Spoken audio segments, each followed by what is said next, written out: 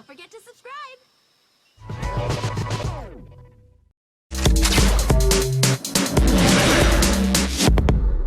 Speaking of classic fantasy franchises, our next game takes the minion strategy style of Pikmin and immerses it in a world of Tolkien-esque fantasy, where you're the nefarious despot seeking to dominate the countryside. Here's Overlord. That sleep, smoky dude with a grim attitude. Who is it? Fiendship. Even the wicked need a shoulder sometimes. If you happen to be the alpha male in an evil group, the lesser cowpokes making up your brodeo are minions. Minions are better than friends. Minions die for you. Overlord for the 360 is a near-perfect summer game, with just the right depth to be included in summer's annual assassination of innocence. Rise and shine! You're the Overlord, and you have work to do! Rebuild your tower. Punish those so-called heroes. Your residence is in shambles and in desperate need of a design show-specific queen for the throne. Leader of the fire starters! After abusing a local comedian, it's off for a bit of overlording. You know, pillaging, looting, your typical garden variety wronging of rights. The hook in Overlord is that you're not alone. Accompanying you on your tumbling Mardi Gras of mayhem are minions. Minions are a squirming bunch of sycophantic lizard dogs, color-coded for particular specialties. That sure sounds a lot like Pikmin, right down to the colors. Green for poison, blue for water. What's up with that? The difference is that the fanged flock in Overlord don't dig up bottle caps and squeak like baby harp seals. These are more like Pikminions. They congested snort, shriek, slice, and pummel. Along with elemental abilities, minions possess different attack methods, such as flanking maneuvers, invisibility, and long-distance barrages. Full-serve vending points not only offer all minion types, but healing opportunities and castle access to boot. Managing minion numbers is important here. Sacrifice them for health and magic boosts, but keep an eye on their numbers. Forget that, and you might come to a dry well next time you need them. Your ramblin' bachelor party of death will uncover supernatural scrap that can be converted into powers, complementing the Overlord's armaments. The game space is richly painted in glorious HD. Frosty drear and color-saturated harmonium all immerse you in the title's world. You got that little friend who wants your life to end. Who is it? A 4 out of 5. I'm the Overlord, baby. Why don't you sit down and tell me your trouble?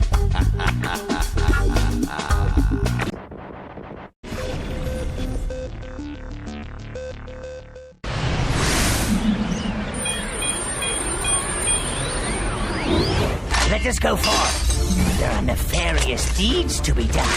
Sometimes it's fun to be the bad boy. Just ask Robert Downey Jr. But we're talking even badder here. We're talking Overlord for the PS3 bad. And in Overlord Raising Hell, it feels pretty good to be bad. In this game about being evil, Overlord is more about keeping your hands clean. And this is where your minions come in handy. You have 4 types of minions to choose from, but a limited number to call on, so you need to choose wisely. And sure, an entourage of minions is great, but it's worth noting that they're a little high maintenance. They mean well, but you need to pay attention to them, lest they wander off or get into trouble. But you'll have fun exploring the big world. There are castles, fields, and forests, all for you to destroy. It starts out small, but quickly expands as you gather your minions. And what's that? Well, it sounds like bells and/or whistles. Kill! Kill! Kill! Yes, with the PS3 version, you can take on a friend in multiplayer, go co-op, and enjoy a little extra at the end of the game. It's a nice twist on an old concept, but it's not perfect. The camera controls are a little sticky, and we could do without the loading times. But all in all, it's a good bad time. Overlord Raising Hell slays 4 innocent sheep. Stupid, pointless creatures. Out of 5. Treasure!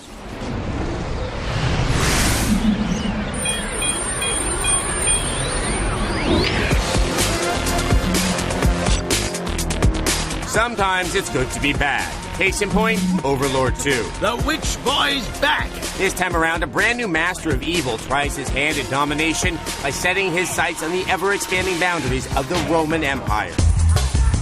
But it doesn't matter how evil you are, a demonic warlord can always do with a little help.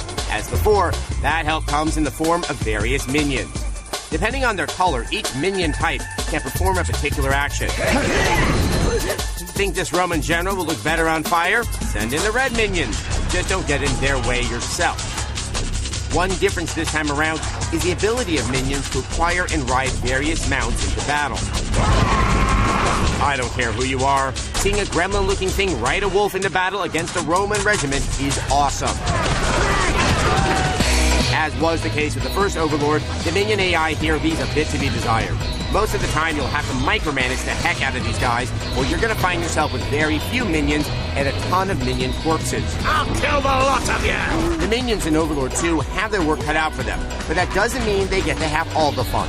The Dark One does enjoy destruction, and you'll have every opportunity to maim and obliterate, all the while upgrading things like weapons and armor as you go. As is par for the course these days, Overlord 2 contains a choose-your-own-path element.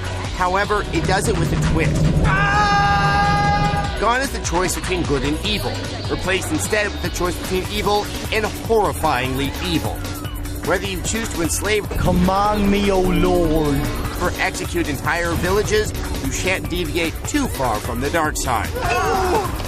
The biggest complaint we can lodge against this game is its awful camera. It's like the monkey's paw of cameras, as it will show you what's happening, but never show it to you the way you want. Are we surprised the camera's still broken? No, but that doesn't make it any less disappointing. Be that as it may, controlling the rampaging minion hordes is as satisfying as ever. The humor meeting action is still intact. Plus, you get to ride wolves. Nothing wrong with that, my friends. Overlord 2 gets a 4 out of 5. You unlocked a cheat. Bonus stage. You're bad, you're bad, you're the Overlord, and you're bad. Then the floor falls out from underneath you, and you come face to face with 8 legs and 2 fangs full of fury for a thriller of a boss fight. I'm gonna help you cheat death and take out her royal hairy highness. Once this not-so-itsy-bitsy spider climbs the walls, it's all about the water spouts. Entice her over her nursery rhyme nemesis by blowing up the flower on the opposite side of the platform. As she crosses the water spouts, step on the center switch and wash the spider out. While she's on her back, hit her with your 2 best weapons, your minions and your sword. The next stanza of this epic battle goes down much the same way as the first, except this time you'll have to trigger the 4 switches in the corners before luring her over the water spouts, flipping the center switch, and giving her the business. The final round of this boss fight has her hairy highness guarding one of the 4 corner switches. Sending your minions in always ends in a knockout, so before you send them over, take out the bomb flower closest to her. This will buy you the time you need to punch the switches and knock her to the floor again. Once you've defeated and gutted her royal arachnid, you're rewarded with 8-legged mounts for your little green friends. Now, aren't you glad you cheated?